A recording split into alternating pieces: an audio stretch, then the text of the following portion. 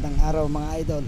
Nandito tayo ngayon sa Kalayaan Gate. Katatapos ko lang nagpintura. Ayan o, pininturahan ko yung bahay ng pinsan ko dito sa Kalayaan Gate. Ayan o. Tapos maglilinis tayo ng aircon.